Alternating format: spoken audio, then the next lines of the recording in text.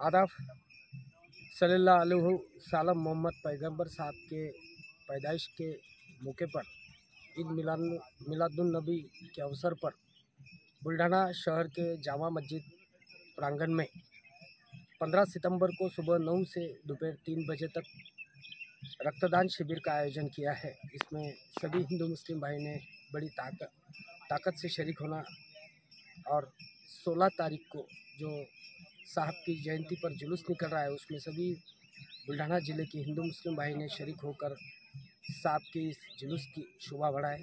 ये आह्वान आप सभी को करता हूं और आप सभी को सल्लल्लाहु अलैहि वसल्लम मोहम्मद पैगंबर साहब के इस जन्मदिन के अवसर पर शुभकामनाएं देता हूं।